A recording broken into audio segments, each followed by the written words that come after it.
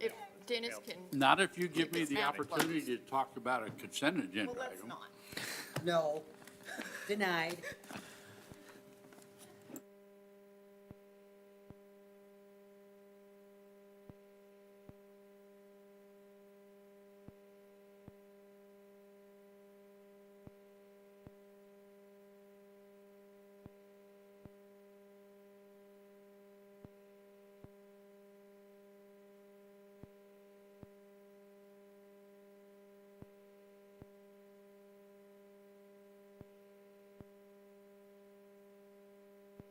You know, this is the longest, oh, here it is. It is 6 o'clock, and I'm going to call our meeting to order. It is our workshop for the evening, which is November the 12th, 2024.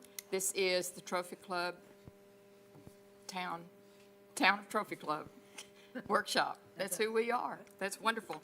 So we do have a quorum. We're all here, ready to go, and this is a workshop to really continue a discussion that we had begun several months ago regarding the Town Council Rules of Procedure Manual. And we will be led through this discussion by our town manager, Brandon Wright. Thank you, Brandon. No problem. Good evening, Mayor and Council. So I believe this is probably our third session going over the rules of procedure here. So our goal is to try and put together a document that really reflects the desires of the town council when it comes to the way that meetings are conducted, public hearings are conducted, the way that we handle requests for training and things like that. There's a lot of information in here about the kind of the rules of the council and how does the council govern itself. And that's established by our charter. Our charter says that the council really will establish its own rules of procedure for that. And right now, our rules of procedure are kind of scattered around our ordinances, but they're not really easy to identify into one location. And that was really our beginning effort here, was to say, can we take all of the rules of procedure, put them into one area, one booklet, one manual that you can reference that has, primarily how it is that the council governs itself for that. So as we kind of go through this this manual tonight, I know that we've highlighted a couple of conversations that we want to make sure to have. We also can open up the time to other council members for other items as well before we, hopefully at the end of this, we'll all be in agreement that we're ready to see a final version of this along with any ordinance changes that would be necessary, and you'll see it on a future agenda for consideration. If not, we'll just have another session where we talk about it and try and bring it back a recommendation to the town council. Excuse me, before you go on, have changes been made in this that's at our dais, or is it the same that was in our packet? It's the same that was in the packet. Thank you. Okay, I just wanted, that's where my notes are, and okay, thank you. Yep, yeah, no, it's the same version of it. Thank you. All right, so now we've done it in red line, so that way you can see all the changes that have been made. So I'm not going to reference all the red line items on there. A lot of the changes that have been made so far have come from the comments of the town council along the way. So, but I am going to kind of highlight a couple of areas, and these are the areas that we wanted to make sure to bring up for discussion because we believe that there was probably more desired conversation around these items to figure out final drafting and how this looks. Okay. So let's start with the idea of citizen comments. Now, there was, and I wanted to just make sure because we've made some changes. Some of them we've noticed that we still have some more editing to do in the actual document itself. But let's go to section 5.1, and you can kind of see it there. And in the document, the page numbers for the document itself, that is on page. Begins on page, really technically the bottom of page 12, but it really is page 19 to 275. There you go, if you're looking in the agenda packet part of it. And if you go down to section D here, and this is in the section that's related to public hearings here, but it says that members of the public are provided with the opportunity to ask questions and make comments relevant to the matter being heard. And this is the part here, right? All individuals addressing the council are requested to state their name and address for the record. I'm kind of changing that from the must, the shall part of it to to that part. So the same type of language that we've put in for the information about kind of like filling out a public comment card, right? That the public is requested to fill out a public comment card. but are not required to do so. Okay, so that would kind of be a little bit of a change in the way that we handle our meetings today. And would probably by best practice, just make sure that we'll want to, after having an opportunity to hear from anyone who has presented a card, that whoever the presiding officer is at the meeting should then also call for anyone else in the audience who would like to state and come forward and provide their comments. Because if I'm someone who is not required to fill out a card and I'm in the audience, how do I make myself known to speak, right? You know, and so making sure that we call for that at each and every time that we have opportunity for the public to speak. Is there any reason why we softened that from shall to are requested to state their name and address? Because I objected to it. He objected. Okay. Now, I don't, I think that inhibits, and I know people have been inhibited from speaking because they didn't turn the card in early and stuff, and we, many times during a meeting, invite people to come Oh, up. I And totally then agree with you on please- that. Okay. I'm asking about, Yeah, you- I think that for the understanding of the discussion, I think that people should still have to state their name and address audibly. Well, I'm going to ask you a question here in a second. Yeah. On that. Yeah, No, but as far as. I agree with okay, you. Okay, same page. Oh, yes. So if I may interrupt you, if the mayor or the presiding officer forgets to say, please state your name and address, all right? Can the town secretary who's taking notes and minutes and stuff interrupt and say, please, your name and, Sure. would that be, Oh, that'd be absolutely. appropriate? Absolutely. Yes. yes. It's also the Because mayor that's pro, where my- it's also the mayor pro tem's job technically too, now and then. Okay, well, after the presiding officer, then the mayor pro tem. forgets Or to do it. whoever. I was already ready, but if you want to go to option 12B, okay. All right, no, that's, so it would be appropriate for for the town secretary to say, please, your name and, okay, because I'm not saying we don't want that. All right, okay. I'm just saying that if you have to fill out a card ahead, it may inhibit. Yeah, I definitely agree with allowing people to come forward during an item, obviously. I mean, any of us who've ever had to run a meeting understand that happens. I would just prefer that, and sometimes it doesn't get stated, but it really does Oh, help yeah, with, very good. it helps with understanding who you're talking to and being able to address them properly, for them to say, I'm Jason Wise and I live at 1 Trophywood Drive. So actually try it out. But it's also for the people who view it online, either live or afterwards. Right. It helps the flow of the meeting altogether, yeah. And if I might interject, we want to make sure they have standing. I don't want a Roanoke citizen over here weighing in on a topic that is within our borders. Sure. So, I think that's protocol, name and address. So right now, the language is stated as are requested to. Would you rather have it go back to the shall language on that, or are you comfortable with the are requested to? When they're standing up verbalizing, I think it should be shall, in that No. case. No. Why not? They've already stood up, you've already Well, made the first of all, exception. we got a crowd in the audience, and you've got somebody standing there and 3 people behind them wanting to talk, and who's going to enforce getting them to go to the back to get a card to give it to Tammy? No, No, they no, don't, we're nobody's not saying We're they not have to talking do We're that. not saying that. It's about You stating don't their have to do name that, and we've all agreed. address. We're We're on- saying when they go up in front and they're at the microphone, they Stating their shall. Dean, if somebody wants to protect themselves and be anonymous, does that stop it? Yeah, so that's a good question. Sometimes you will have citizens, or even folks that aren't in the town at all, that will come up and say, I don't want to give any of that information. So the question then becomes, do they still get to speak? And I would err on the side of allowing them to speak They- regardless. They do, so maybe, and that's fine too, and that they're well within their right to say, I'm not going to say.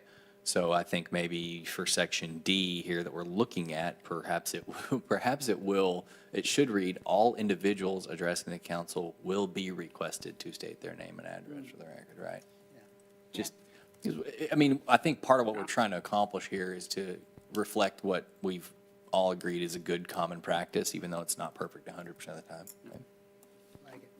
I also believe that anybody that signed up to speak with a card should be able to, granted, to go first. And what's going to happen is you're probably going to have people in the audience that are that's going to foster conversation Right. from them. But we should get through the requested speakers prior to entertaining any other individuals from the floor. Does that And need I to be think- codified or set out in here? It can be, it probably does not need to be. That level of detail can probably be at the mayor's discretion, right?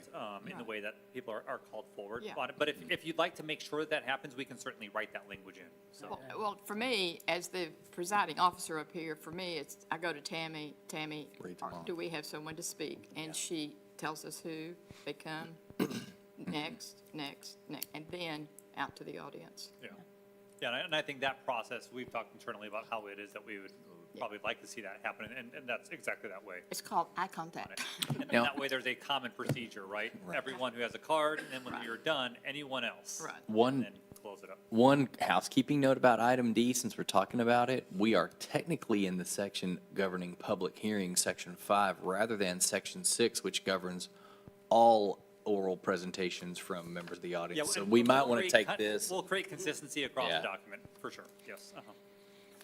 Yeah, 'cause there's a couple other places where we haven't gotten everything consistent yet. Yep. But we will. And this is a typical meeting that all we have out there is staff. Well, that's good. Good Thank luck, you, good luck. staff, for being here. I hope you didn't hear that as They a, want to be. only the staff They is here. need to be here. We're grateful you're here. Thank you. And you're all in your Okay. right seats. You're seated exactly where you belong. And then we have done all the removing of references to cumulative totals for citizen comments in any capacity. There's one section we haven't updated yet, but all of them will be updated to have no cumulative totals. In other words, there's no total clock put on any of the hearings that we have or any of the public input sessions, and I think that was well stated by the council last time that we met. Yeah, I think I've covered everything else when it comes to citizen comments. Let's go to public hearings. Also, it's the same section, section 5.1.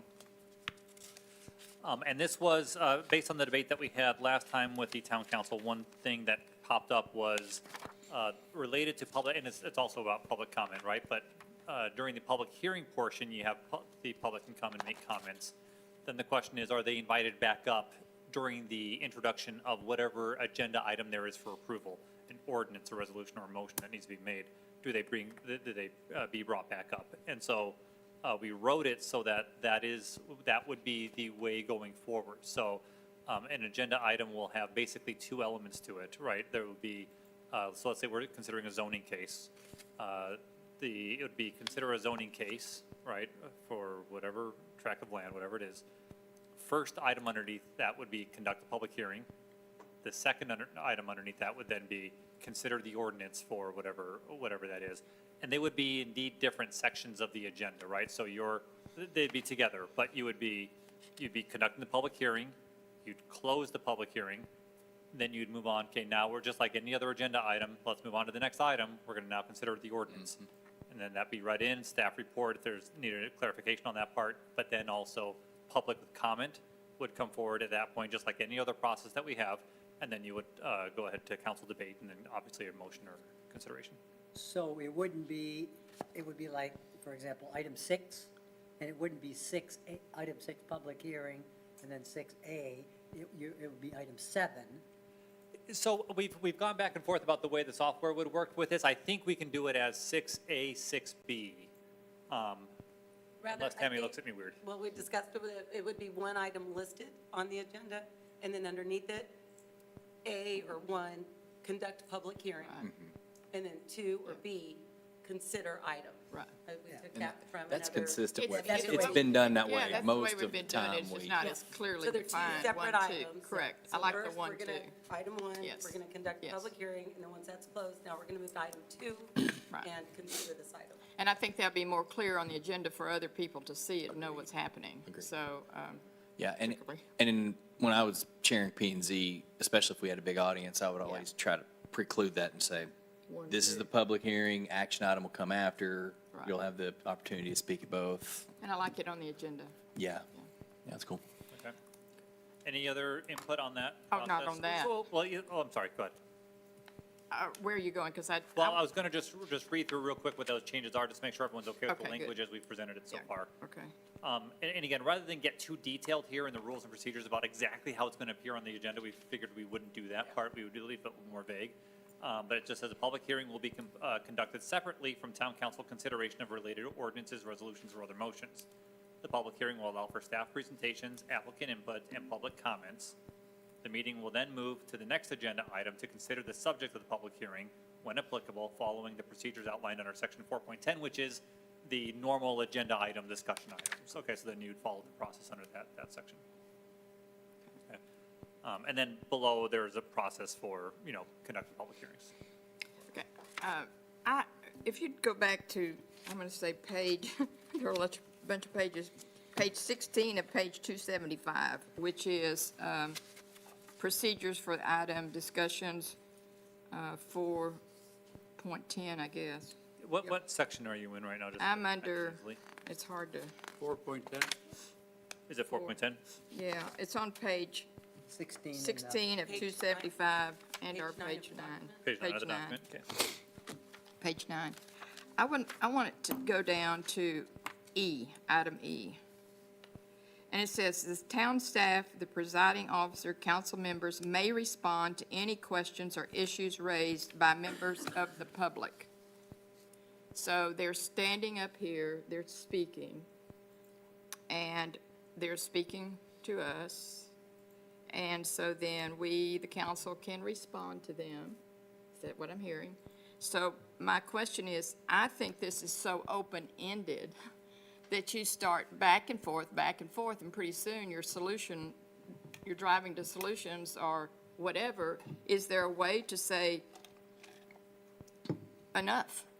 I mean, do you understand what I'm saying? Yeah. Because they could get up here and you can start asking, every one of us could ask these people questions, and all of a sudden, you're engaged in, But this is any agenda item. Yeah, So- thi- So this that's, is so that's okay. It's so not just you for- want to solve it with them.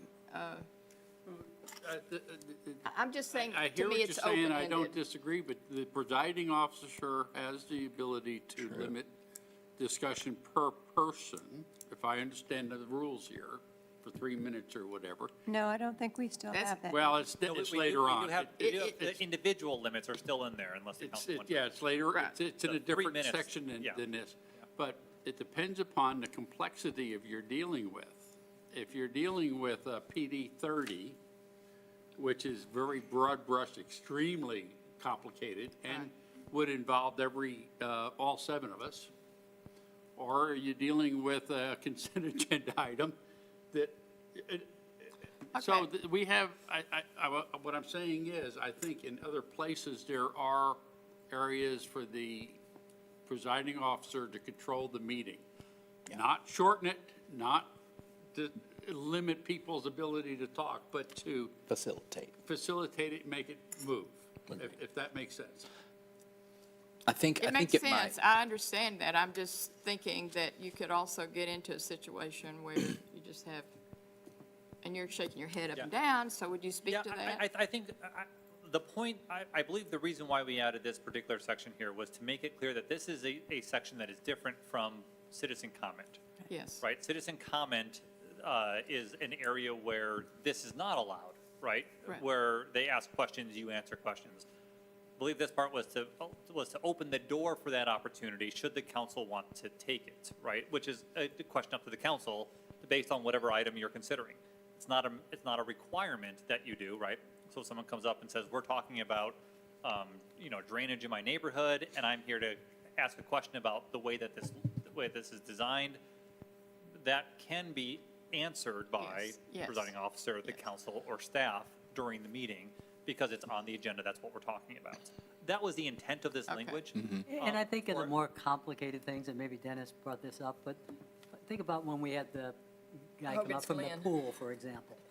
Talk about all the different things that they're gonna be doing, slides, and that. I mean, there's a lot for us to grasp. And sometimes you wanna say, well, what do you mean by that? Well, clarify that. So I think that's fine. I'm not discounting that or pushing back on it. I just think that I don't want it to be so open. Maybe it would be helpful to just clarify in there, from a perspective of someone who's reading this because they want to participate. Maybe it'd be good to just clarify that it has to be germane to the item. That's what I was actually just, Good. I was just You typing that you myself. have being germane, Yeah. but you All also over, have yeah. that the presiding officer has the ability Discretion, to yeah. avoid repetition. Yes, yes. All right? Yeah. But there may be somebody, there may be some type of issue where a particular council person has an expertise, or somebody's asking them, you just, a specific question based on an observation they made. Yeah. So Yeah. but you still have other controls to keep the meeting moving. Okay. True. And again, there's no requirement what? here to say, oh, because the questions keep coming that may have been answered or really aren't really intended to be answered by anyone, right? You get those questions sometimes too, with it, that you have to stop the meeting and provide answers to those questions. I Like, don't what's think wrong that's with what y'all? I'm saying. Before we move on from 410, I would like to see something in 410, and I think it's been codified elsewhere, but not in this document, and I don't know if it's previous versions or what, but I think we need to call out that when a motion is on the floor, public will have the opportunity to speak if they so choose, because they can speak to the motion on the floor. That's been in previous versions, and it gets handled typically by the presiding officer, but I think it's important to call out. This specifically voids that. It used to be called out very specifically that somebody had it, but this changed it and it's not here. Well, we should definitely. In fact, I'd there's some prefer to- language, I'm sorry, I can't remember where, but there's some language on the page or two behind this that kind of indicates that, no, the public's, once the motion's made, that's it, that the public's not even going to speak again. I'm sorry, That I'm is trying to correct, yeah. remember So where the it is. current writing of this, you bring up an interesting point, right? So the current writing of this does not contemplate having public comment in between motions being made. Okay, so once a motion is made and a second, then the question is, do you reopen public comment? And is that what you're Okay. talking about? Yeah, and that's been the case for as long as I've been Well, that may have at a been, meeting. I disagree on that because once we've done I did too. public comments, we've done agenda comments, we've answered the questions, a motion's been made, it's time for us to deliberate. It's not time to go back and start the process over at each motion. We are ultimately the ones that are charged with deciding, deliberating that motion, not the public. Okay, I don't want to remove an opportunity for the public to speak that's been longstanding, so I definitely oppose that. Plus, considering how often we have complex motions. I'm not objecting to the public speaking, I'm saying that their time has been raised 3 times before we get to the motion. Once we get to the motion, it's time for us to make a decision. I'll vote against it if it doesn't include it. Well, The- but the motion comes, you have a motion, and then you have discussion, correct? Correct. So at that time, the council discuss, and is that the time that you're saying to allow people to discuss before you vote? Is that what you're saying? When a motion is on the floor, long-standing rules of procedure which precede my first term afford for that if there's someone that wants to, because the discussion sometimes begets more discussion, or you get. Our current rules say that they can. Okay. But the current rules does restrict that to people who have already spoken. Now, I'm trying to sure about remember that? what it is, but if they've spoken to the issue and the motion's been made, they have the right to come up and answer a question or whatever. I think it might be more It's in open there, than it's that. in our current rules now that they have the ability to come before a vote. If it's the same But, speaker. but it's it's limited to certain panels.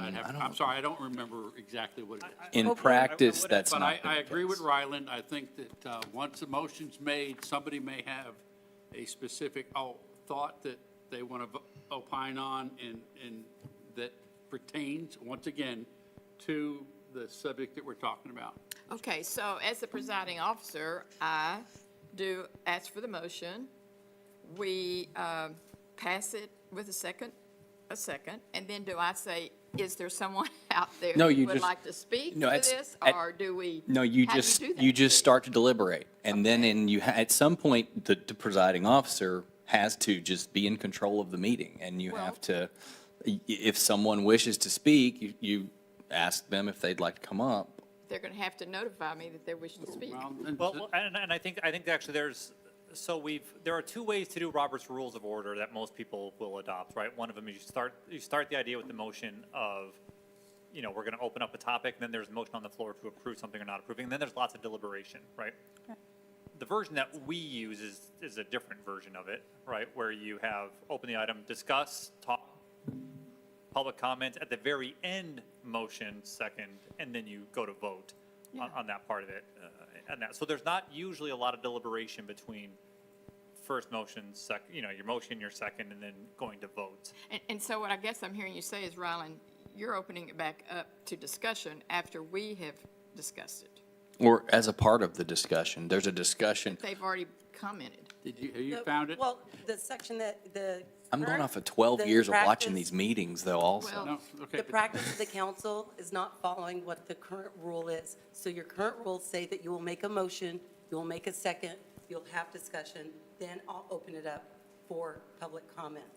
And in our discussions from the last meeting, you directed us to change that Well- because you weren't following it. So If, So before you have any- doesn't Ryland's point get covered then? that's what I'm If we just leave it alone? I know what we talked about. Well, the way it's currently reading is before you even have any discussion amongst yourselves, is that you first have to have a motion, a second, as Brandon just explained, and then you open it up for discussion. And is that That's only- not the way we're following. Is that only because we fall back to Robert's rules?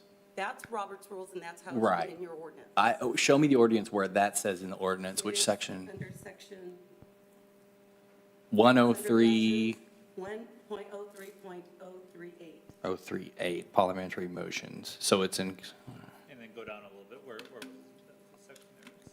It's B. Oh, section B. Subsection B.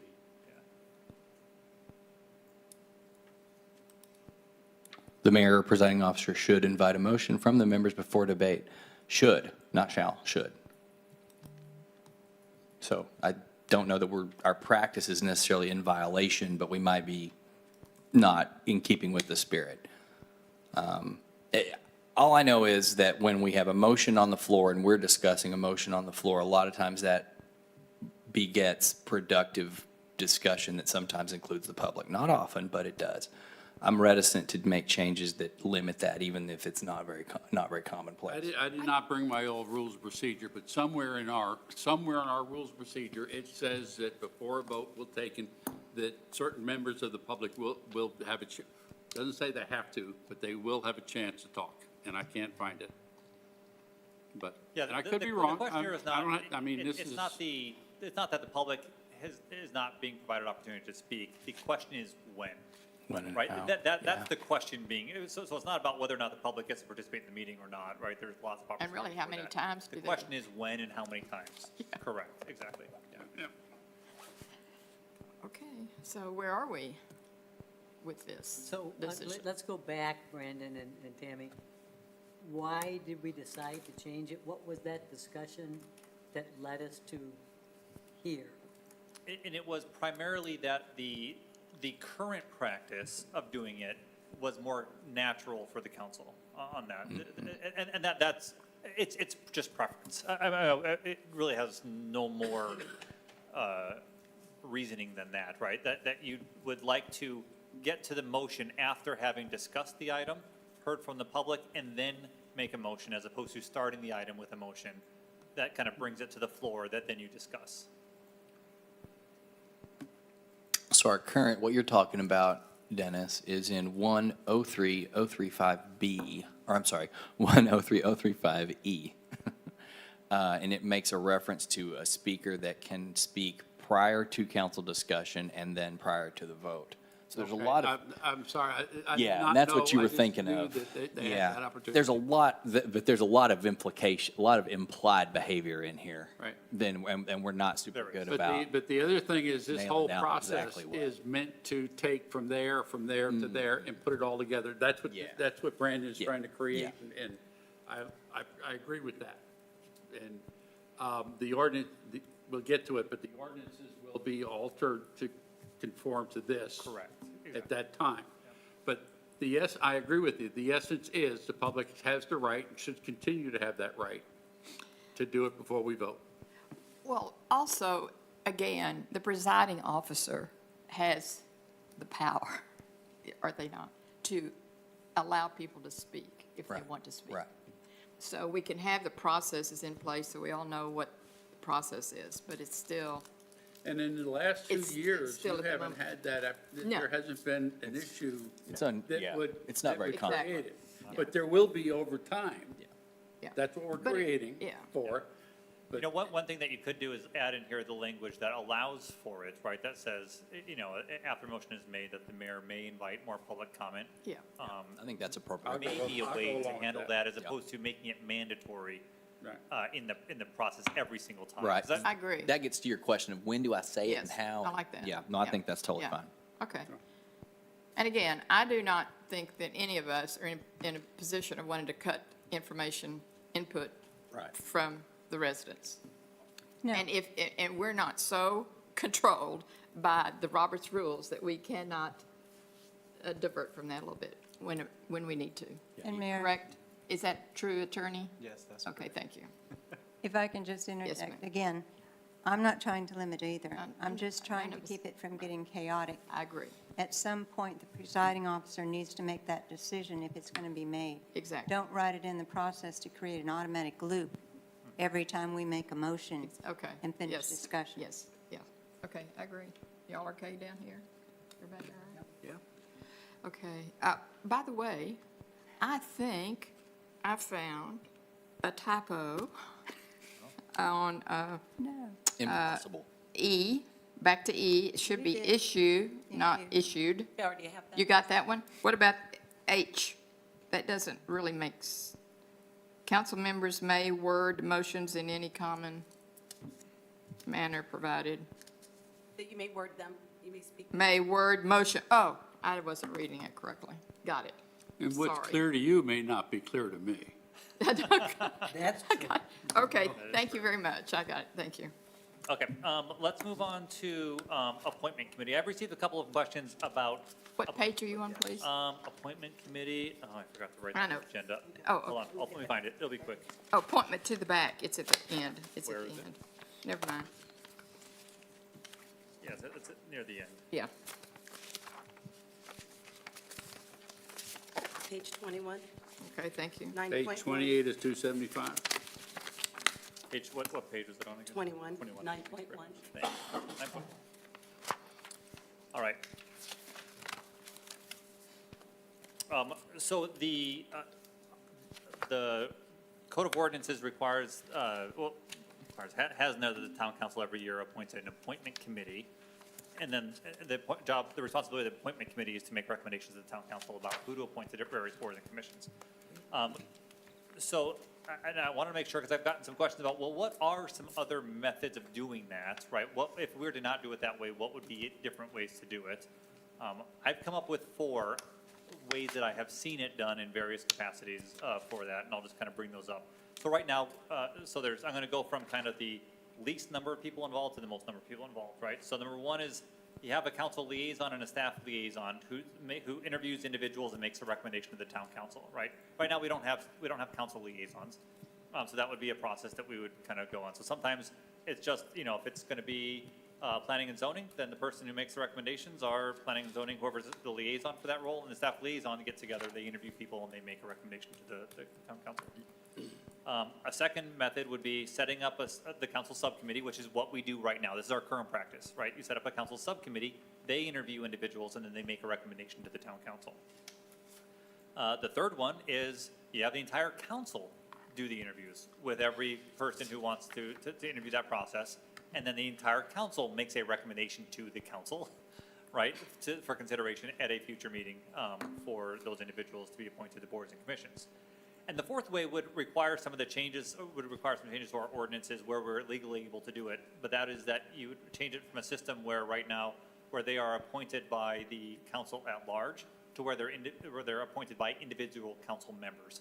So each of you are given one of the places that it's your responsibility to appoint someone to that location. And then you just, whatever process you want to use, it's up to you individually to go ahead and recommend a name for that person. That person is then put onto the board and commission, and that's the process for them. And there usually still requires some version of council approval in there, even though the recommendation comes from the individual person sitting in that seat, okay? those are kind of the four ways to do it. For it, each one of them, I think, has their pros and their cons to there. But I wanted to, before we kind of start to get into final language here, I wanted to make sure from the town council, do we have the right process set up today in the way that you're establishing this board and commission, where you have a subcommittee making a recommendation to the group at large? Well, I'd like to ask those who've been on the subcommittee the last couple of years, what is your comment regarding subcommittee process that we've been using? We've got 4 or 5 of us up here. Well, I've been on it the last 3 years, and I think that doing the subcommittee, because it's very time-consuming to interview all the applicants, and getting across appointments into that subcommittee, maybe not the same people every year, is probably the fairest way I can think of doing it. If you took it down to the liaison and the staffer, you lose a lot of the outreach and the talent that we've got in this town. I mean, it gets filtered away from you. You don't know. So I think the one-on-ones are great. I can't imagine the whole council being able to be available for how many did we sit in last year? 40 or 50. Yeah, I mean, I know we just have, can't, what is it, 54 names, I think, is what we I have. can't That see was us special having that meetings. kind of time and that luxury. That would take like 3 to 4 council meetings. Yeah. that would Yeah. be posted And in I the know that open. Ryland has a designated amount of time, so Couldn't do that, yeah. I don't think he it would would be never here. meet. It'd be tough. In the 1990s and the early 2000s, the council did it as a whole, as an agenda item. And it became the subcommittee because it was unruly. Yeah. Yeah. Well, in between those two eras, it was the recommendation of the boards themselves. And I was on the council that established the subcommittee. But really, the crux of the operation of the subcommittee, and this was 2 attorneys ago, so this wasn't just one person's opinion, but the crux of that operation was that it was discussed in executive session so that you could have all 7 talk to the committee at large on what they saw, heard, found, and felt. As it stands today, we can't do that if there's 3 people on the subcommittee. As soon as one person makes an inquiry to one of the 3, you have a quorum, so you can't do that. So this was my 6th round of appointments, and the first time I didn't really have any idea about anything other than people who I already knew what they'd done prior. So I don't think the way we do it now is the best way moving forward. So that being said, obviously, I think we all agree the whole council thing isn't workable. Yeah, I'm not real sure what that means for how we should do it, but I think it owes for some additional You don't have a recommendation?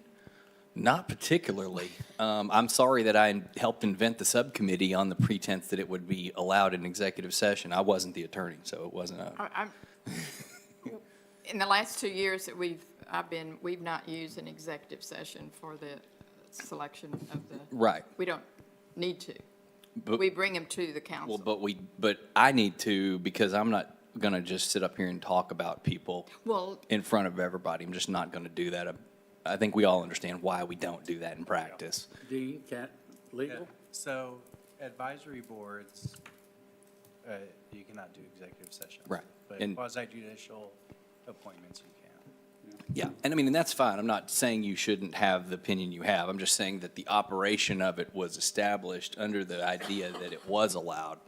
So the way it works today, based on the way you have asked us to do this, which is totally fine, I just don't think it works anymore. I mean, I guess, are you saying you do not believe that the subcommittee, as we've been operating, does not work anymore? I don't think it works if we don't have the ability to discuss it as a group in private. No, I don't. I wouldn't have agreed to it in the beginning Okay. if that had been a condition of it. Now, I'm not saying we got bad results I from it, think we have really excellent results. but I don't have any input or idea what's going on really outside of the half dozen of the appointees who I personally knew. And that's not Yeah. going to work, you know? Well, then, are we then tonight going to redesign how we're going to I don't think we- select our board? I don't think we can get into it, but if there's consensus that it needs more homework, maybe we take that separately. I don't think we have to necessarily change it before we ratify this, because we got runway.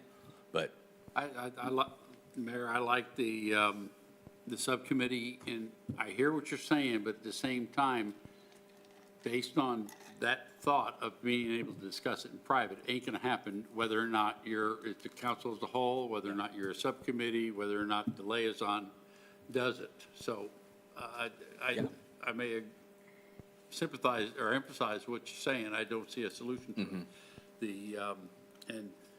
The way we've got it done has worked for a few years. And, yeah, I don't know everybody that's been appointed, but I've trusted the subcommittee. Stacy, you've been on the subcommittee, what would you say? It's broken. Well, what would you recommend to fix it? Well, you gotta deal with Dean first. You have to get through that, and I'm with Ryland. You don't know what you've got. You don't have the ability to discuss. You take what you get at face value, and you come out and you present it as is, and it's done. You mean when the When the board, when the subcommittee board presents. committee's presented, you don't know what you're getting? Correct. It kind of leaves everyone else out of the discussion, which, do you trust the process, like Dennis says, or should we be a whole governing body that has the ability to have a discussion? I don't know what the right answer is. Mayor? Yes, sir. Yeah. I guess my comment to that, while I hear what you're saying, Stacy, when it comes in front of us, we have the ability not to vote for it. We have the ability to say, I don't have enough information. I'm not comfortable with where we're at. But we don't do that. We just don't do kinda- that. Well, that's our fault. Yeah. If we have a problem with it, then that's our fault as council members, because we have the ability to stop it. Right. And so the academic thought from that would be, let's just say that somebody felt that way. I don't have enough information. You can't acquire that information from any of the three subcommittee members without creating a quorum. Correct. Unless if the you- if subcommittee you're- creates a report you're- on every single applicant, which would be The- onerous and never really The happen. staff has the interviews, correct? That's right. Can any council person go to the staff and ask about individuals that were interviewed You can go to the staff. without creating a quorum or? Yes. But You can the talk to staff Brandon, give Brandon can recommendations? talk to individually. No. Huh? Can the staff give recommendation? No, I mean, that's y'all's. Not their position. And what information would be Yeah, then available? what could they offer? Well, you have staff sitting in the advisory We, committees this year we, together, right? This year we did. this year we included the staff director, I mean, the director of the board, of the department to be in on the meetings, which was very helpful. And the staff liaison is taking Yeah. notes and. Yeah. My thought is, when you're looking at 50 resumes and you're interviewing 50 people, it's a lot of time, and you want to do it strategically. You want to do it in such a way that it's going to help move the town forward in their various different boards. And I find that when it's a subcommittee, you have the opportunity to look at each resume, you talk about them. This year, we brought in our directors of our departments to come in and help facilitate and learn more, which I thought was a great addition. And all I can say is, if we sit back and bring them all into the council, you've got to commit to be to those executive meetings, and you've got to spend the time to vet these people. And so that's the question. 50 people is a lot of people. Yeah, so, yeah, I mean, I don't hear anybody saying that they want to have everybody interview all the applicants as a body, right? That logistically is virtually impossible. But I do have a question. I was on the subcommittee the first 2 years we had it. And my experience was much the same as y'all's, pretty much. I mean, it was a lot of time, but you get to talk to everybody. It's kind of cool. You get to meet new people, and then you move on from there. My question would be this, though. Let's say Dennis is not on the subcommittee. Someone says, hey, Dennis, I want to get involved. And Dennis says, oh, yeah, and this is someone that Dennis knows from the community. And Dennis says, you should apply for whatever, or such and such. I think this matches your skill set or your passion or whatever. he can't even tell that to someone on the subcommittee, Why can't he? because when that person shares that information with the subcommittee, that's 4 people who are aware of that information now. Wait a minute. Are you telling me that you cannot recommend someone to be on the board because you know them and you know that they'd make Oh, no, you a could, you good? certainly could, but you can't communicate that as a Would that council member violate to the other open 3. meetings? If I told the mayor that 4 people. my next-door neighbor wants on the Economic Development Corp., And the mayor's on the subcommittee? yeah, There's a potential for walking quorums. Okay. What you do is you recommend it to Brandon, and then Brandon can recommend it. Yeah. There you go. Now, the other question, thinking along what Ryland's saying, is it used to be, and I'm going back in time, I may be wrong, it used to be that when somebody applied, that application was available or sent to the entire council, so that the council had access to all the resumes. That's also a possibility. All I right. think that's a good But idea. I don't Just know if don't that's talk still to each current other about it. rule. That hasn't been done. I don't know if that's being currently done. That's a possibility. Committee, just the Just the committee. committee. Yeah, it still doesn't solve for the it still doesn't that's solve for the deliberation aspect, though. There is a section on the applications for references. Mm-hmm. So, and I've seen it on applications that referred by Councilmember Sheraton. Mm-hmm. Referred by, so they have that opportunity to put Mm-hmm. it on the application. Yeah, but my point is that in my scenario I dreamed up, you cannot participate in that process until it's already over. I think we need to think about a creative way to handle it. It's not easy. Can we keep going tonight and put this off and still come up with rules? Yeah, I don't think this one has, I don't think it's solvable today, I'm sure. I would think, It's a good discussion. I mean, Yeah. Stacy's got, Steve, I mean, Ryland, everybody's got a comment, so. Yeah, my thought on that would be, this is a once-a-year process on it. Codify the current practice on it, and that way we continue to kind of move forward. We can revise these rules of procedure whenever we need to with that. And- My only question would be, what's the form we might use in the future to Exactly. revisit this conversation? Oh, the next subcommittee is going to be chosen in June. Correct, first meeting in June. So pick a time prior to that, to where we could have a discussion, so that we have enough time to make some decisions. Is that? Which would likely be probably, yeah. February, March timeframe. I don't think it's a burning, like I said, I don't think we got bad results, but But you know, the charter says, isn't it, what does the charter say about this? Says first Because it meeting- says that the mayor and 2, doesn't it say that? I believe it Not just in the says 3 council members. It doesn't, Or- I or don't think it 3 council, specifies. it the says mayor 3 has- council. but it's not in the charter, it's just in the ordinance. In the ordinance. I'm Oh, sorry. it's in the ordinance, that's correct. Yeah, It's so in the you're ordinance. good there, Okay. yeah. Okay. So, Okay. Rod, let me, with council's consensus, put this on February, so we'll have enough time to talk it through and have a decision by June? And What get, does that mean for tonight, Phil? think I that's- believe what it means is continue with the current practice in Yeah. the rules and procedures manual that we might then revise in the future.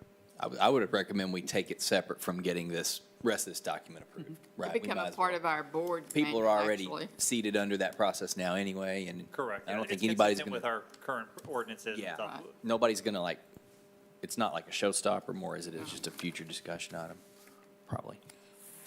Kind of a showstopper. Okay. Could be. Well, in the interim, I'm going to challenge and charge you guys to come up with some good solutions. Yeah. ideas for making this Correct, happen. yeah, please, yeah. Because this is a real Mm-hmm. investment in, by a number of people to make this happen. Yeah, and I am, I think also we need to kind of realize the limitations that you have as a Yes. governing body, right?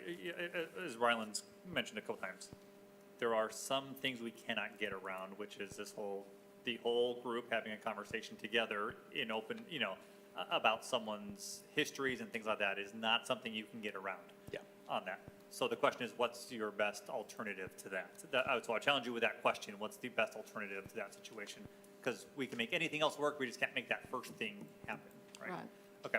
I have one more item that I wanted to make sure to bring up, and that is on the, it's section 9.1. You go to the very end of the document, and this is related to background checks.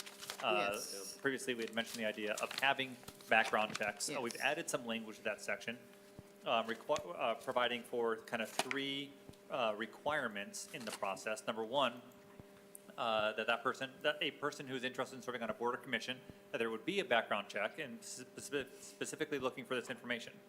That person has to have no felony convictions in their history or any pending felony convictions, or indictments, I'm sorry, that's what I meant. Number two is have no Class A or Class B misdemeanor convictions within the last 10 years, maybe 7, I think, We maybe some state law found out stuff. today through the background company that 7 years is the state statute, is the requirement. you For go that back one, yeah. 7 years. So no Class A or Class B misdemeanor convictions in the last 7 years, or any pending Class A or Class B misdemeanor charges. And then the third one, that the person cannot have been removed from any previous board or commission. All right, so those would be kind of 3 like background check items. That would, it'd be what that'd be kind of one side of the spectrum, right? If you want to do a background check. The other side of the spectrum would be making it more similar to the requirement that a council member has, where you would only have felony convictions on it, okay? And then, because that, to run for council seats, that would be the requirement for it, right, on that part. So not you clar- Class A or B misdemeanors? Correct, yeah. 'Cause That's in the charter, right? And that's, well, The that part I council believe is piece. state law. For the State council, law. state law. Yeah, It's state law, okay. Yeah. Can you clarify what you meant there, Tammy, on the 7-year? When What's they that? do a background check. Oh, it's- that's just the it's background 7 check, years. period. Okay, gotcha. background. So it's not a criminal history search, it's a background check, which is sort of Yeah. a limited thing. They- Okay, gotcha. Yeah, and the background check that we found for a volunteer background that they tailored to our request was past address history report, criminal county, all counties within the last 7 years based on address history, national criminal database, federal crime database, and sex offender registry check. Got it. So my thing on this is, any reason why we want to include pending?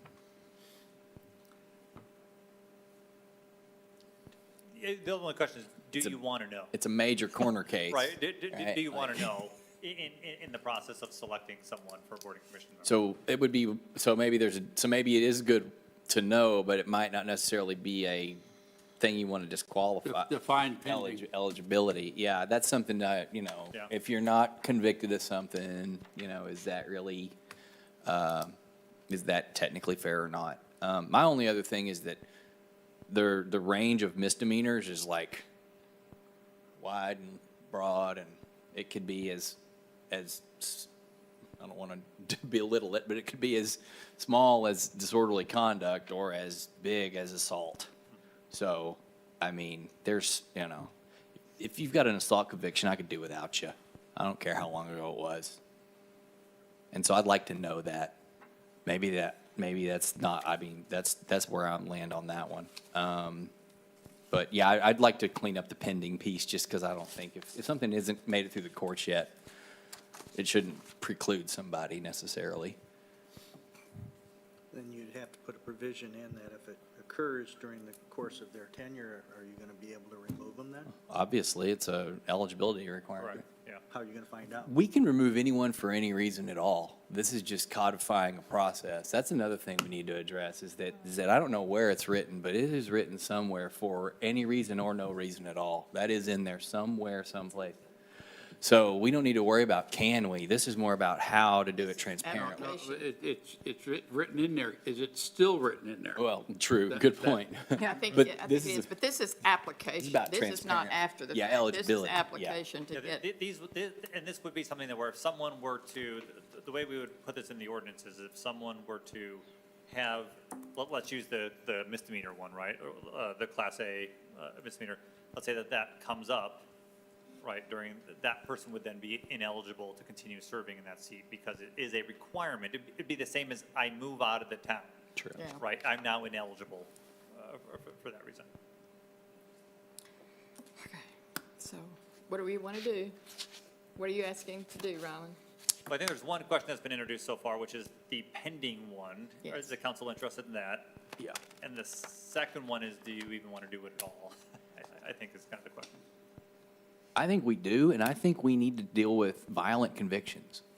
That's just my personal opinion. I So mean, is that felony, or Or violent. I don't know, Dean. that's where the does point that I just fall? made. You They're could- all Yeah, either. it just, Yeah. it depends on the facts. And so Yeah. sometimes what you'll see is just kind of categorize them as crimes of moral turpitude, which again, is even broadening. I think that's also the in our charter. categories as well. It's in the current ordinance. Oh, it's an ordinance, okay. I believe we. Yeah, what we've tried to do is make it so that the company can give us a thumbs up or a thumbs down and not have to divulge the whole story, right? Like, we don't need all the details. And We isn't just that need to all know. we, and isn't that all we need? is a Correct, we just need thumbs to know, up are or they thumbs eligible down? or are they not eligible? Council will not know when we get the Yeah. applications. If they Right. don't qualify, We just don't the qualify. committee's not going to get the application. But you can have, under the proposal, you could have an assault conviction from 2016 and no one would know and it would be eligible. Are we comfortable with that? Because I'm not. I've had my character shot at so many times and all I've got is a 37 and a 30 in the 1100 block of Trophy Club Drive. Okay? So if you got an assault conviction, there we go. I mean, is our consensus that we don't want to know and we're better not know to not know? If so, that's fine, but Well, if they have an assault conviction, they're not going to meet the application. it would be a Class B misdemeanor Yeah, it would. if it was less than, or it was prior to 2016, Okay. or prior to 7-year thing. 2017, yeah. Okay. Oh, okay. So that's kind of where I'm kind of a little bit iffy on the way it's currently written. I think the intent isn't going in the right direction, though, for sure. We need some direction. Dean, what have you seen in other municipalities? Mostly limited to felonies. We could work on some of this language pending Class A, maybe currently charged. You know, there's some language we could look at, but crimes of moral turpitude is something that a lot of them will focus on. That's kind of an enhancement to, you know, it's usually created by additional facts that tell you the nature of the crime. But, I think a lot of this too is just driven by your service that's going to provide the background check. The service that you're willing to pay for. I'm sorry, what did you just say? I didn't hear you.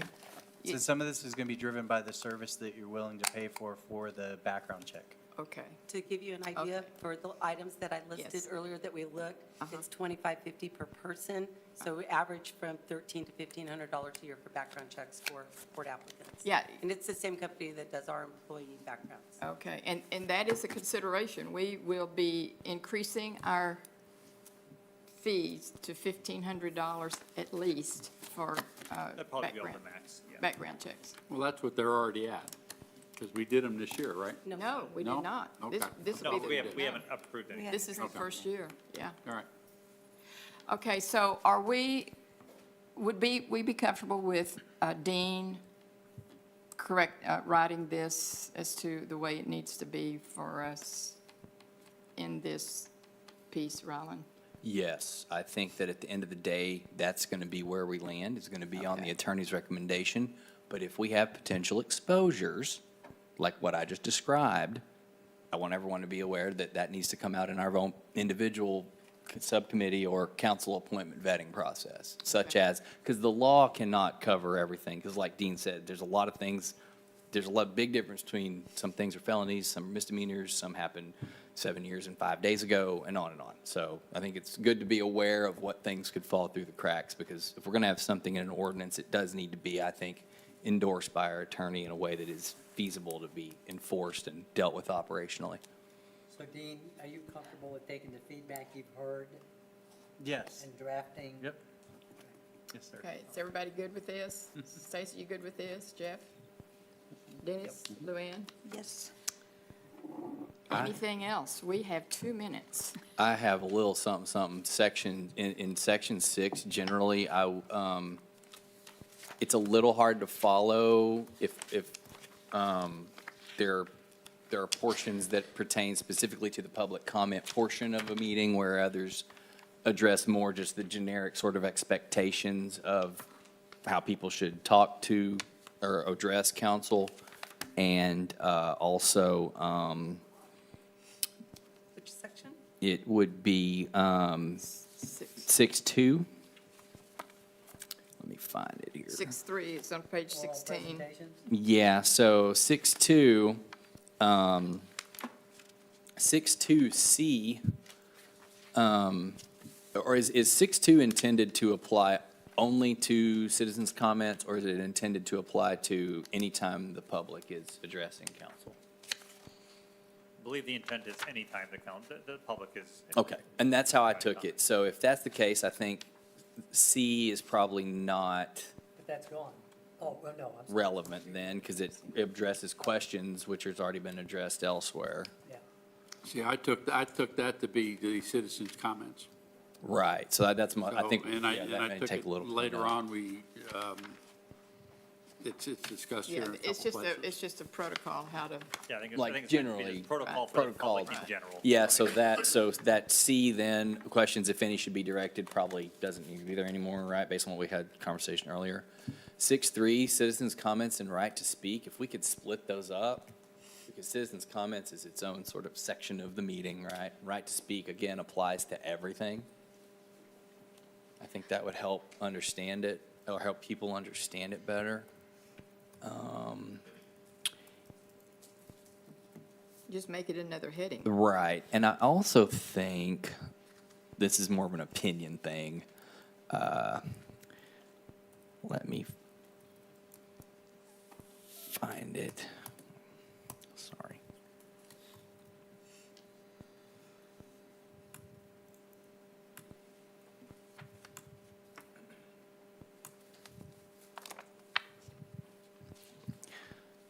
Well.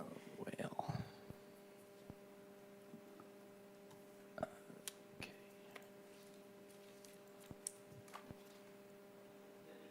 In right to speak, under the right to speak section,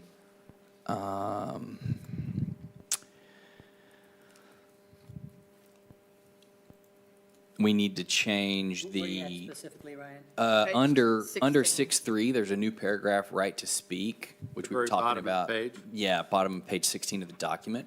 Got it. This is a person who wants to speak shall complete a public appearance card. We've probably. Yeah, we'll Okay, fix yeah, that. that's another, and then, my only other one was in the repetitious comments section. I think based on the conversations Yes, we've right. had before, section A makes a lot of sense because the same person just keeps saying the same thing over and over.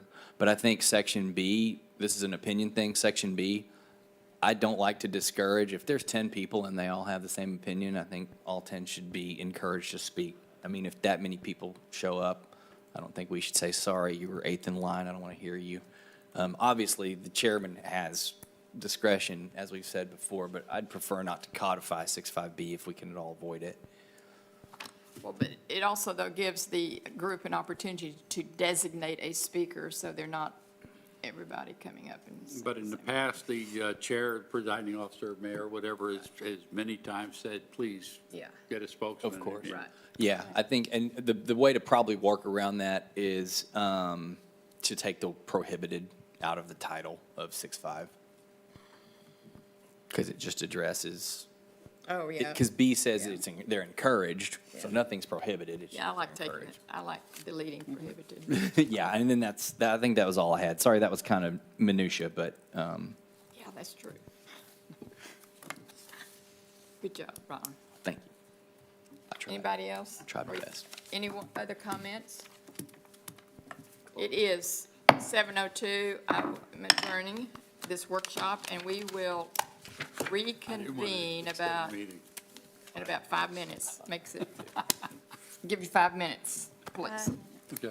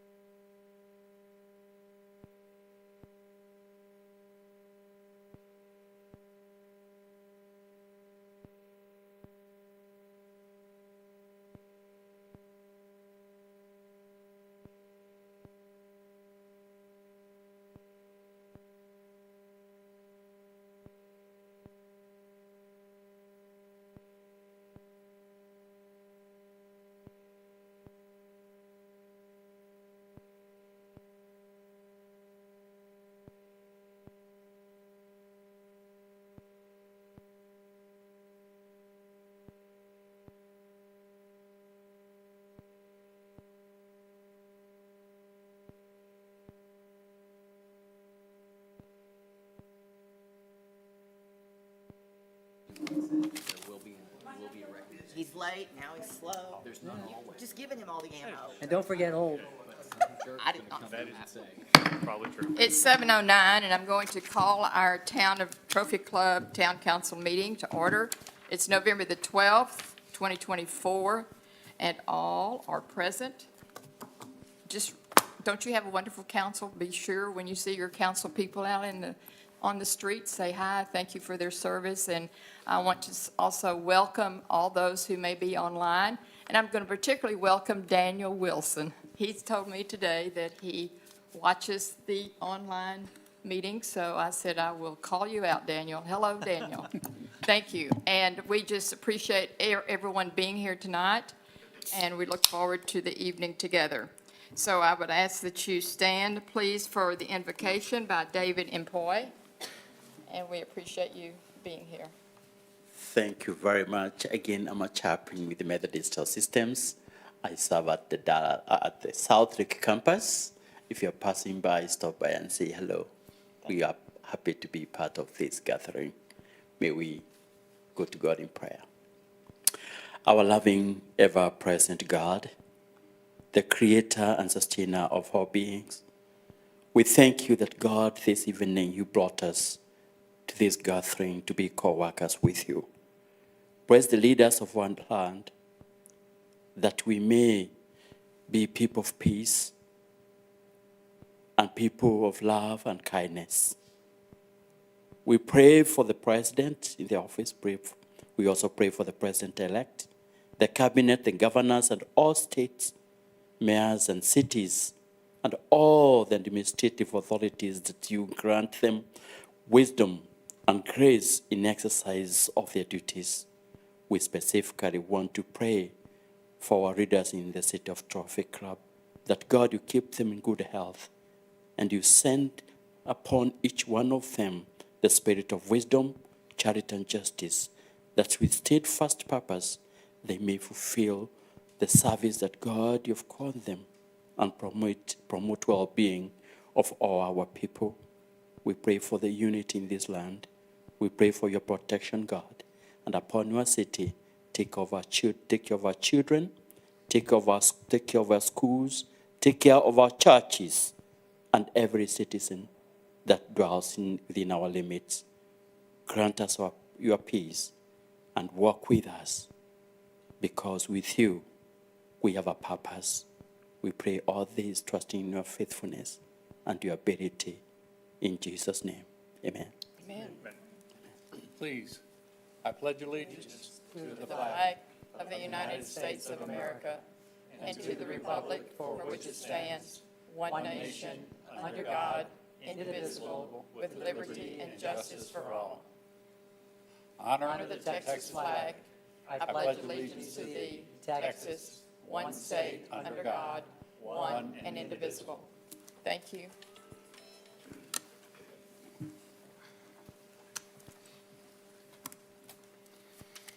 Tammy, do we have any public comments? Yes, ma'am. Gloria Jeffrey. Thank you.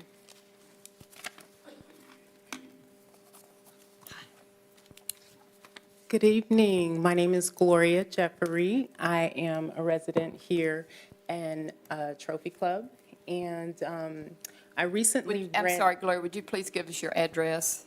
Oh, I'm sorry. That's okay. Yes, I'm at 7 Chills Court, Trophy Club, Texas, 76262. Okay, thank you. I reside here in Trophy Club, Texas, and I recently read the town is considering adopting the slogan, Town of Patriots, for marketing purposes. This proposal would be taken to the state, of course, in January 2025 for approval. Given the current climate in our country, the word patriots can be a controversial term. Is this the right time to possibly embrace it? The presentation online was fantastic, fantastic. I felt that I understood where the city was going with that, but could our city leaders have chosen a slogan that better reflects the values of unity, inclusiveness in our community? Patriot seems to be a term that divides rather than unites, especially when it can be interpreted in different ways by different groups. Neighboring cities, of course, in the newspaper, it indicated that Grapevine uses the Christmas capital of Texas, or Roanoke, the unique dining capital of Texas. And these are, of course, very neutral slogans. We know that the demographics of Trophy Club are 87% Caucasian and 13% other, which are African Americans, Native Americans, Asians, so on and so forth. But this isn't about politics or race. It's about fostering inclusivity. The word patriot can easily be misrepresented by some and could alienate other residents. In the article by journalist Amir Vera titled, "What Does It Exactly Mean to Be a Patriot?" experts say it's not easy to define. It's highlighted that the term patriot can carry different meanings depending on one's perspective, and it's often viewed through polarized lenses.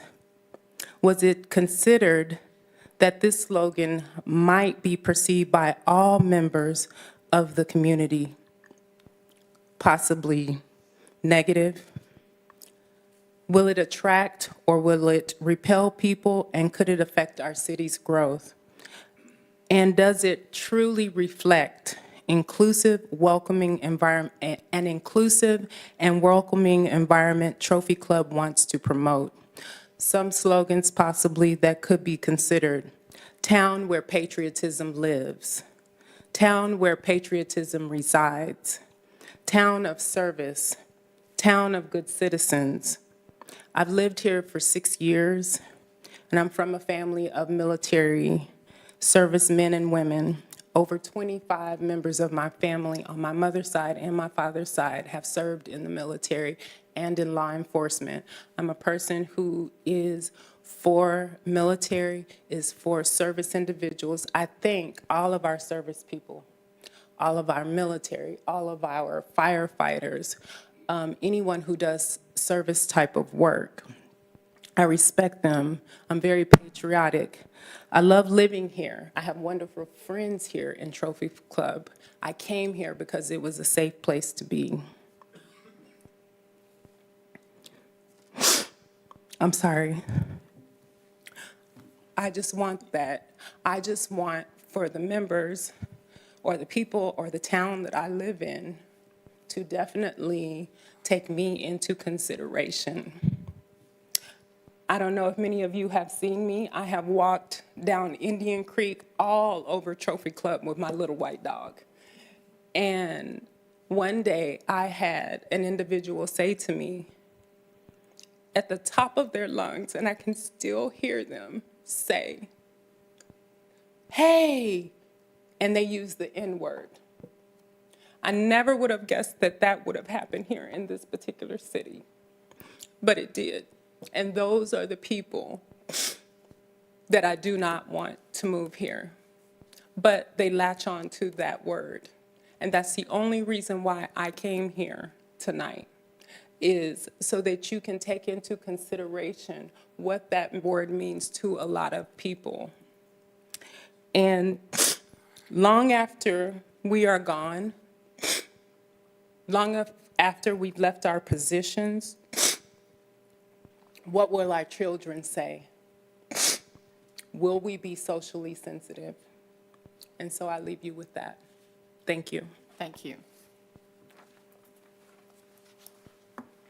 Any other comments? Okay, thank you. The Community Spotlight, and we have presenting to us tonight the Lead Off Project Incorporation. Mayor, thank you. Council, very nice to see you. Staff, we appreciate this opportunity. I do apologize. I've got my phone up here because I'm currently giving a test at SMU right now. So I've got to make sure they're not using AI while I'm up here talking. So we really appreciate this opportunity. This is a a nonprofit that we created in 2022 to really have an opportunity to impact the community. We started in 22 pretty slowly. The mayor in Denton is a childhood friend of mine. He hooked us up with 10 families that we fed for Christmas. Last year, we fed about between 40 and 50 families, really connected with the Snack Sack ministry at our church, Fellowship United Methodist, and the kids in the schools here that are on the Snack Sack program. This year, however, that number has doubled.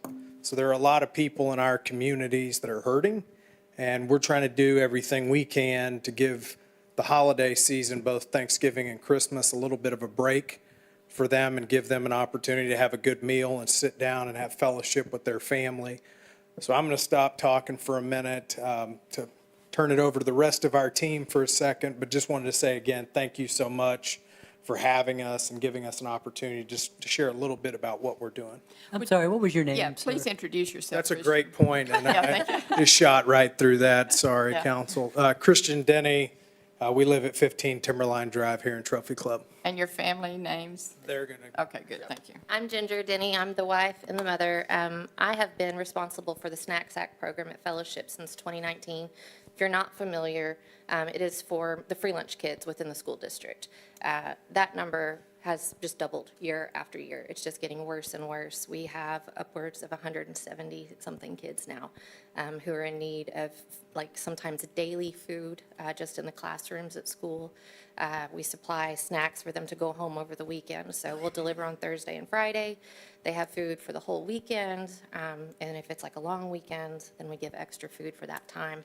That's how this really kind of started to become something really close to our hearts, is through our church and through that ministry, seeing those kids who go to school with our kids, our friends' kids, things like that, and the need that is actually within this community, even though we think we're pretty well off. There's a lot of people who really need help in the district. So again, I'm Ginger, and this is dear to me just because I love our community and our kids. This is my son, Jackson. My name is Jackson Denny. Recently, I've gotten a lot more involved in our church, and I do online school now, so I have a lot more time to help around the community. I've got to see and pack the snack sacks and see how much it's grown. It's led me to see how much more our community needs help, and that's essentially what this is for, to help our community prosper. That's about all I have to say. This is my sister. And this is Lily Grace.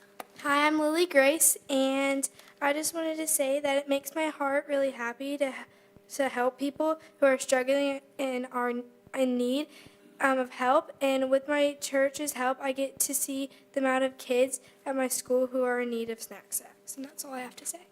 Okay, thank you. Now, how do we participate and support you? Exactly.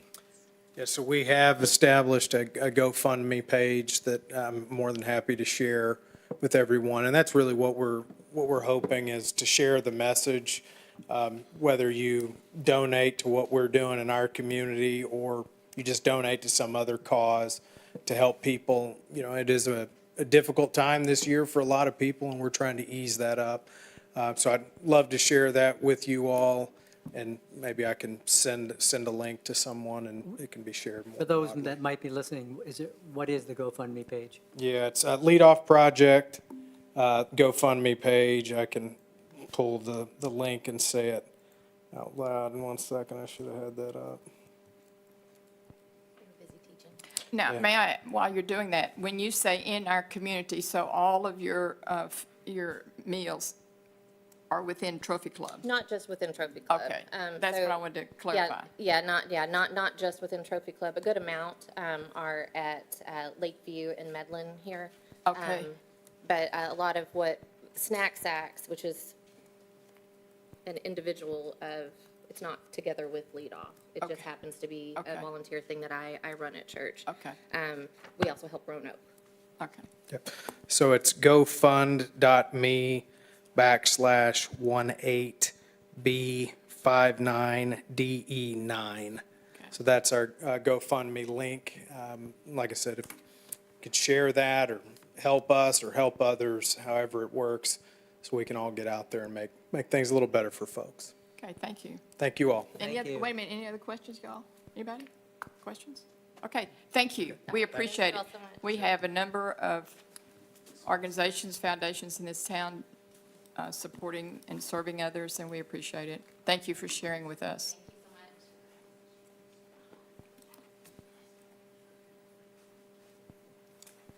much. Working for you, any comments from council members?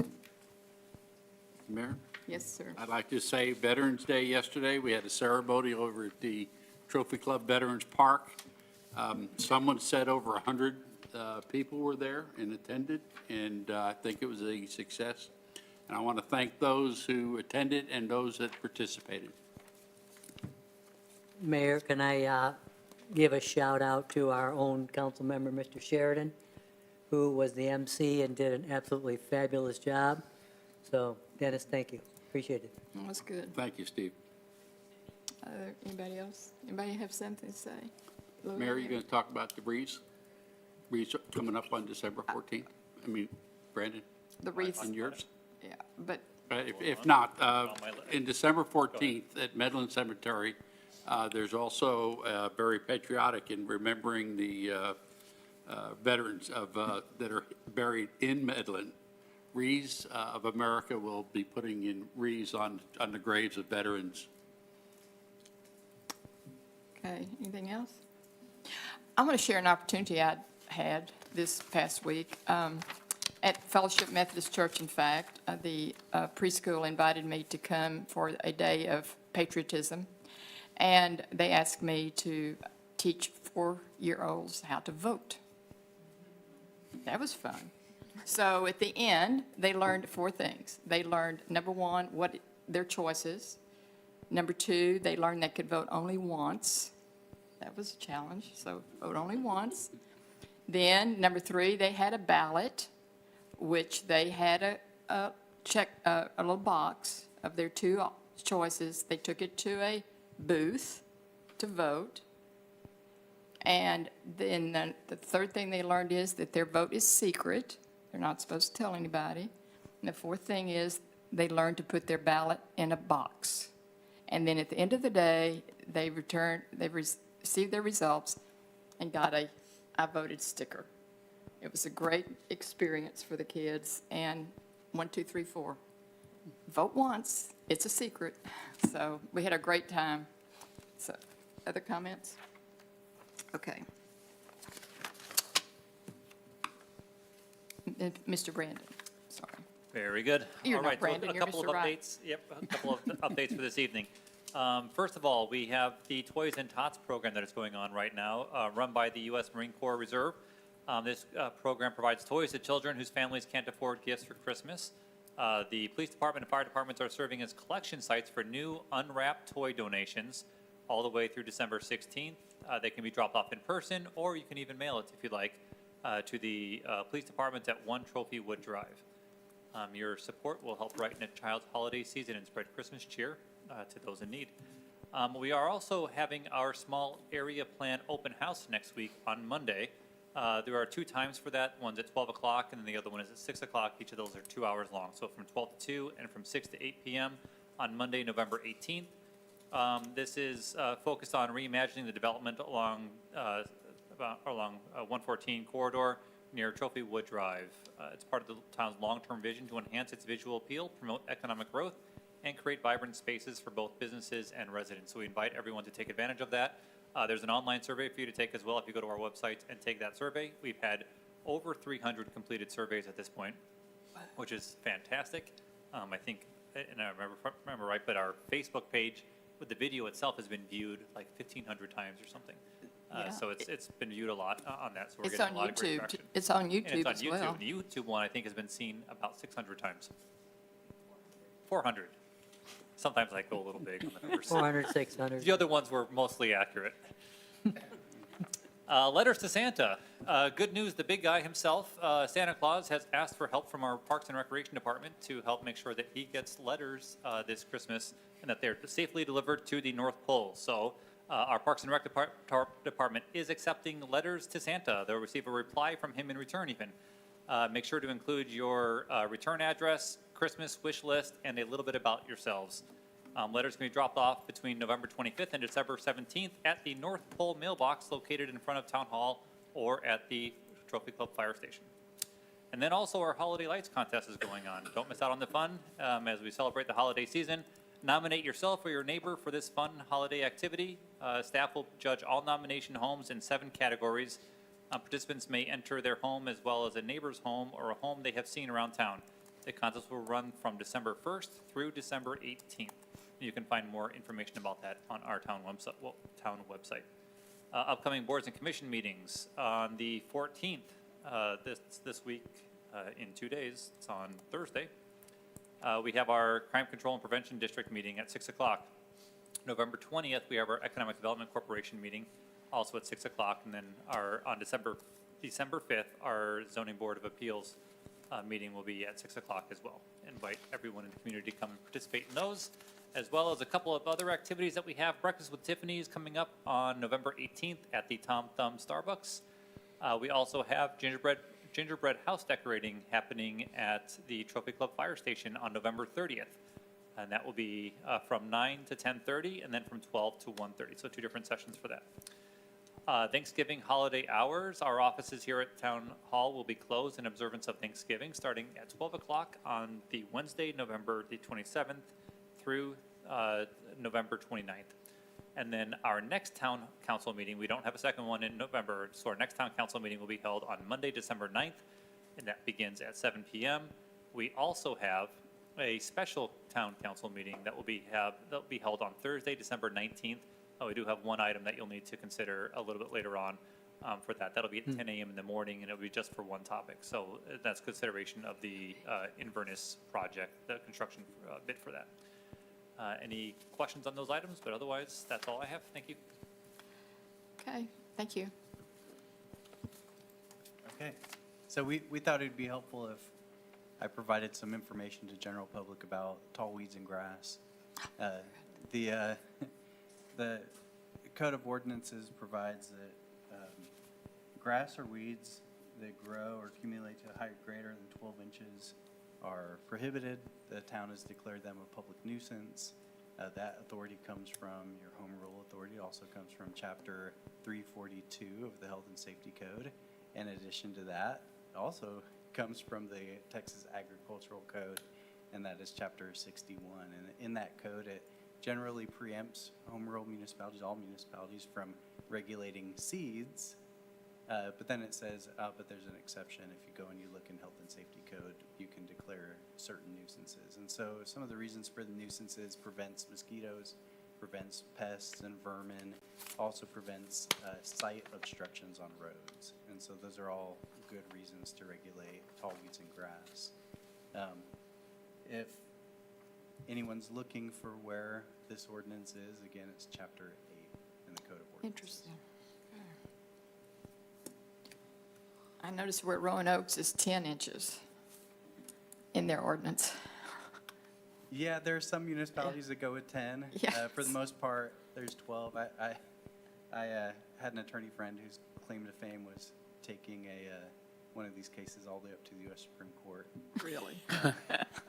And they did not hear the case, from what I understand, and so the city won. Have fun. Interesting. Thank you. Thank you, Dean. Appreciate it. Yep. Yeah. Consent agenda? Yes, and you want a motion? Anybody want to give a motion for a consent agenda, please? I'll make a motion to accept the consent agenda as written. I'll second. Okay, there's a second for it. Is there discussion? I would like to take 10 out. If we can do that, please. So now I need a motion to accept numbers 4 through 9 and 11. Mary, you already have a motion. I'll make Oh, okay. I will make a motion to amend the motion on There the it floor is, to yeah. exclude item Thank you. 10 There you go. from the consent agenda Thank you. and Sec- approve all others. Okay, I'll second? his amendment. Okay. All those in favor? We're voting in favor of the amended. Yes. Yes, thank you. Appreciate it. Now Okay, you doke. vote in favor. So now we have to take a vote on The main motion. the main motion. Okay, all those in favor? Done. Thank you. Appreciate it. Could have done a replacement motion, sorry. Next time. I'll get better at this. Get better at that, Rylan. Okay. Anybody want to speak? I want to speak to 10. Do you, Luann, you'd indicated you had something to talk to about it. Well, I'd like more clarification on the necessity of negotiating and executing a professional services agreement with HE Planning and Design. Sure. As you know, the town does not have an in-house planner, so we rely on outside services to help us with that particular service. So this particular company has worked with us for several years, has a good understanding and history of our ordinances and how they work.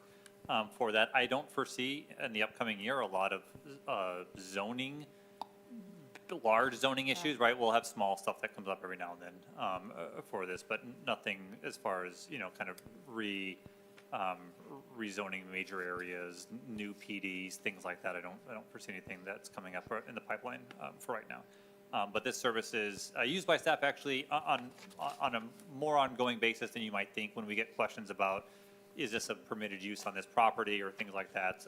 We oftentimes will consult with our planning expert there to be able to determine how it is that we should proceed and what the history of these cases has been. And really the history of it has been particularly helpful with this contract because this company has a fair amount of history of how it is we've handled things here. And how are we billed on that? Is that per hour basis? I believe it is a per hour contract on that one.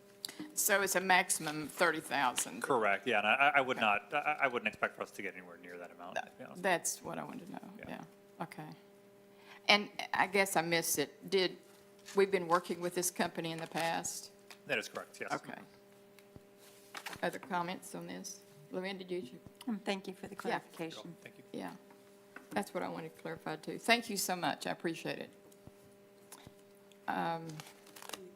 I move Now I need to, a Mayor, if you will, I move to approve consent agenda item 10. I'll second. Second? All those in favor? All those opposed? Okay, thank you. Individual items, item 11, consider authorizing the town manager to negotiate and execute an interlocal agreement between the town of Trophy Club and the city of Roanoke for shared emergency management services in the amount of $10,000 annually. Chief, thank you. Good evening, Madam Mayor and Council. Good to see you. Do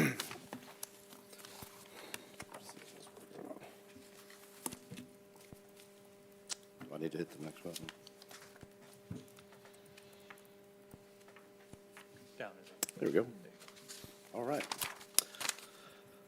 Okay, so tonight we're seeking your guidance and direction for a collaborative emergency management program between the town of Trophy Club and the town of Roanoke. So as you recall, in the FY25 business plan, our commitment to prioritizing public safety is very clear. And one of the strategic objectives is to strengthen emergency management preparedness and education. The agreement before you tonight is the first step to formulate an emergency management strategy. So we began this journey back in 2022, and our shared vision was to enhance the safety and sustainability of the two communities. The vision is big, and we believe it can evolve into a regionalized program that can help build a true culture of preparedness. So there's a saying in emergency management that disasters begin and end at the local level. And it makes sense when you think about it. Local government is the first line of defense during a disaster, and it's our responsibility to build that culture of preparedness. In that agreement, you'll see there's scope of services, compensation, and a timeline there. Scope of services include that development, the review, and the submission of a joint emergency operations plan to the state of Texas and to FEMA. There's a $10,000 annual compensation, and the timeline is set about 200 business days. So why is it important? Why is the agreement so important for Roanoke and Trophy Club? So first of all, the North Texas hazards, these 6 hazards right here, are frequently what we see in our region. You see flooding, we see the ice storms, hail, wildfire, drought, and in the bottom left-hand corner is that good old Texas tornado, right? Okay, so to reinforce emergency management, when you look at this picture, can y'all read the tower on that? Rowlett. Rowlett, right. So think about what this would look like in our town if this happened. Think about the recovery efforts, our financial security. How much time will this incident take? And then the number of resources required just to recover from this and respond.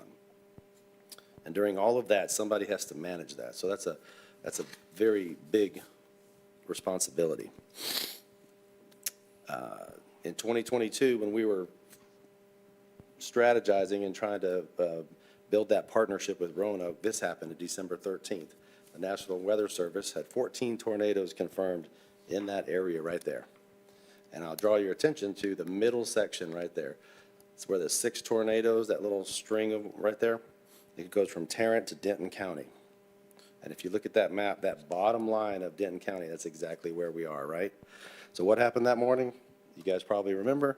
We were all impacted because we couldn't go to Sam's Club anymore. So that's Grapevine. So it's close to home, right? It's just, right on the other side of South Lake there for us.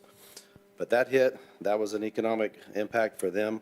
And when you look at that picture right there, you can see that the HVAC units are sitting in the middle of the aisle. Thankfully, nobody was hurt, but there's a lot of force to that that caused that damage. And so I show you those pictures to reinforce how important emergency management is. It's not used as a scare tactic. The other part of emergency management is the benefits right here, okay? These 5 benefits. First of all, by pooling our resources, including personnel, equipment, and expertise, we can ensure that we're fully prepared to respond to those emergencies, regardless of the size and the complexity. Next, instead of duplicating services or equipment that may not need to be used on a daily basis, we can share those assets and reduce overall expenditures. We do that now with NEFTA, which is the Northeast Fire Department Association. We have equipment and personnel ready to go. We contribute to that. There's 14 municipalities. We have EOD, which is the bomb trucks. We have swift water rescue, trench, high-angle rescue, hazmat, things like that. We already do that, and it's been proven for decades that it works. Third, sharing training exercises, joint drills, collaborative planning. These are all to improve the interoperability of our 2 agencies or our towns. Next, by sharing information across jurisdictions, we can make more informed decisions, we can prioritize our response efforts, and we can track the progress of emergency operations more effectively. And lastly, it's all about building partnerships, because that's what enhances our resiliency, is building that partnership. It's not just about responding to the crisis, but it's also about the foundation of that collaboration that's going to make our community safer, stronger, and more prepared for any of those future challenges that we have. So with that, I'll be glad to answer any of your questions. I do have a question, ahead, Mayor. Is there a reason, Chief, why this partnership is just limited to us in Roanoke? I was going to ask As that opposed same to question. other communities, South Lake, North? It's just the first step That was of my the question. big vision. Good. So we're starting that up, and I can tell you that there are other agencies or other jurisdictions that are interested in joining that group. Correct. Our town manager has experience coming from DeSoto, where they had 4 communities all regionalized, and he can speak to the experience on that firsthand. Excellent. So I have a question for you. Roanoke actually hired a full-time emergency management. Yes, sir, they did. Is this our portion to buy in to have access to that person? Or is that person just going to help us build the plan that we have to submit? Yes, sir. So that's the first step of implementing that strategic plan, that strategy, that emergency management strategy. And that number is about 20% of her time. So the first thing we need to do is build that plan. And then the next step after that is we look at, as more jurisdictions come on board, not having one emergency manager, but maybe an emergency management specialist or a planner. So that number could change in the future. It just seemed like it was a little low to me. It's, we feel like that number was fair for the amount for her time that she's going to contribute to this. Fantastic. Yes, sir. You like that? I do. It's not often you have someone go, wait, this number's too low. Dennis has, Coordinating what Steve and Jeff just said, the SWAT vehicle that we approved previous, this is part of that group. no. No, it's this is police. a totally different group. Or is this step one to get into that group? No, sir. That's Two what I'm different getting things. confused. Because we already have the SWAT vehicle, which coordinates South Lake, Correct. Road And up. that's on, yeah, and that's on a police, But that's police. a police response type of an Okay. emergency. This one is. This is fire. And I know, well, it's fire, yes, but it's the emergency management part of fire, right? You know, which ultimately also includes our police department in the efforts of coordinating everything. So there are two groups, one, Well, there are many more beyond that as well. So, but yes, we have different coalitions that we do separate things with. When it comes to a SWAT response, we have a different team of cities that we work with on that part of it. This one right here, again, kind of, it's the initial step of trying to get to a more regionalized approach to emergency management, which right now just does not exist where we are. There are plenty of great models for this as to how this can be something that really enhances this area for it. But this is kind of that first step of really, they've already taken Roanoke's taken the step of hiring personnel. Now we're able to kind of join into that, draw into a more of a regional approach that really saves everyone money, effort, and time, and provides greater resources. so there's no conflict among the two, no. right? Even though the SWAT vehicle is going to be stored in Roanoke and that, That's Yeah, for no police. conflict, nope. got it. Now, and this is consistent with the goals and vision for the Denton County, because this integrates into Denton County's emergency, So currently, we're on a plan with Denton County Yeah. Emergency Management, the Right. office up there. yeah. Our plan expires in March of 2025. So Okay. this is a fresh start. We Okay. will be moving away from Denton County All right. and joining with Roanoke. However, Office of Emergency Management in Denton County, and they're still going to be a tremendous resource for Yes. us. Yes. Yes, ma'am. Right, okay. One more question, and this is legal for Dean. You've got a 30-day on page, on termination, which is page 272 is 275, 30-day notice. But on the beginning, you have termination the day of. In other words, if you don't, you can renew it with written an hour before it terminates?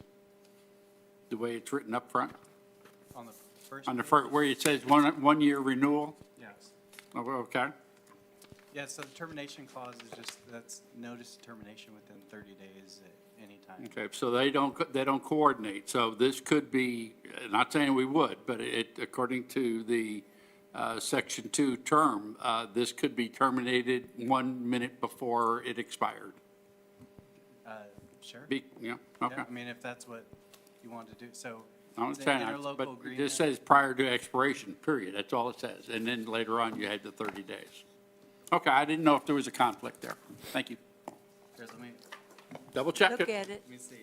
Yeah, the way it's written is that the first term of it will take us through the end of this fiscal year. After that, it renews for 1-year periods, and that it is always cancelable within 30 days if we want. Well, see, it doesn't say 30 days. It just says prior to termination, expiration. That's section. That's, I'm sorry, this can be worked out later. I didn't mean to delay this meeting, but I'd like that looked at, to make sure they coordinate, Yeah, okay? two different, one remedy is terminating at any time. Right. The other is for renewal. So if you want to renew, and let's say you get to the next fiscal year and you say, hey, we don't want to renew it, then you can. All right, there's no provide notice that time you limit, not- okay. That's notice of non-renewal. Gotcha. Any other questions? Anybody? Good? And just to let you know that the town of Roanoke are having their meeting tonight, and this is on the agenda as well. Good. So we're going to be first? Yeah, let's be So first. I need a motion, please. I'll make a Somebody- motion to authorize the town manager to negotiate and execute an interlocal agreement between the town of Trophy Club and the city of Roanoke for shared emergency management services in the amount of $10,000 annually. Is there a second? Second. Jeff seconds that. All those in favor, raise your hand. All those opposed? Motion passes, and we are adjourned. This is a record. Oh, 7:48. yes. 7:49, we're adjourned. Thank you.